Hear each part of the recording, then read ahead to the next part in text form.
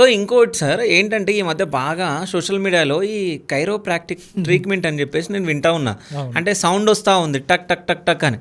అంటే ఇట్లా మనం అన్నప్పుడు టక్ టక్ అంటే ఇవేనా లేకుంటే?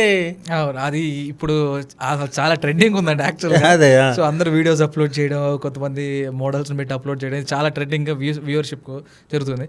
సో చాలా మందికి ఒక మిత్ ఉంది, అంటే దాన్ని కైరోప్రాక్టిక్ ట్రీట్మెంట్ అంటాము, లేదా మాన్యువల్ థెరపీ అంటాము, కొంతమంది ఆస్టియోపత్ అంటారు, కొన్ని పేర్లతో ఆ ట్రీట్మెంట్ అనేది పిలువబడుతుంది.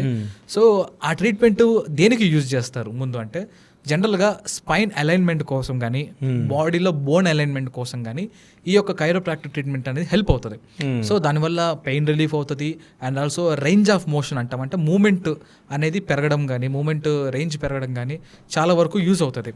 కానీ చాలా మందికి డౌట్, ఆ ట్రీట్మెంట్ జరుగుతున్నప్పుడు లేదంటే ట్రీట్మెంట్ చేసిన తర్వాత సౌండ్స్ వస్తేనే ట్రీట్మెంట్ జరిగినట్టు, లేదంటే ట్రీట్మెంట్ సరిగ్గా జరగనట్టు, సౌండ్స్ వస్తేనే వాళ్ళకి ప్రాపర్గా జరిగినట్టు అనేది చాలా మందికి ఒక కన్ఫ్యూజన్ అంటే.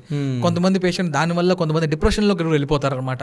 అమ్మో నాకు సౌండ్ రాలేదు అంటే నాకు అది సెట్ అవ్వాలా, సౌండ్ వచ్చింది అంటే అది సెట్ అయ్యింది అనేది కొంతమంది పేషెంట్స్లో ఈ యొక్క కన్ఫ్యూజన్ ఉంది. నార్మల్ అందరికీ ఉంది. నేను చెప్పేది ఏంటంటే సౌండ్ అనేది అసలు మేజర్ ఫ్యాక్టరే కాదండి. ఆ ట్రీట్మెంట్ ముఖ్య ఉద్దేశం ఏంటంటే adjustment, bone adjustments or spinal adjustments అనేది. సో అది చేసే క్రమంలో ఇప్పుడు ఫర్ ఎగ్జాంపుల్ నా చేతికి ఇలా అన్నా టిక్ అని సౌండ్ వచ్చింది, అక్కడ ఒక చిన్న టైనీ గ్యాస్ బబుల్స్ ఉంటుంది బిట్వీన్ ద జాయింట్స్ అనమాట. రెండు జాయింట్స్ మధ్యలో ఒక చిన్న గ్యాస్ బబుల్ లాగా ఉంటుంది. ఎప్పుడైతే మనం ఈ మూవ్మెంట్ చేస్తామో ఆ గ్యాస్ బబుల్ అనేది ఇలా ఒక పాప్ అవుతుంది. ఆ పాప్ సౌండే ఈ టిక్ సౌండ్ అంతే. సో అది ఇప్పుడు మీరు చేశాను, తర్వాత మళ్ళీ రెండోసారి కూడా సేమ్ అదే ప్యాటర్న్ చేసా, సౌండ్ రావట్లేదు. ఎందుకంటే ఆ గ్యాస్ బబుల్ పాప్ అయితేనే మీకు ఆ సౌండ్ వస్తుంది. సో ఆ కైరోప్రాక్టిక్ ట్రీట్మెంట్ ఒక ముఖ్య ఉద్దేశం అంటే, ఎందుకంటే నేను కూడా ఒక సర్టిఫైడ్ కైరోప్రాక్టర్.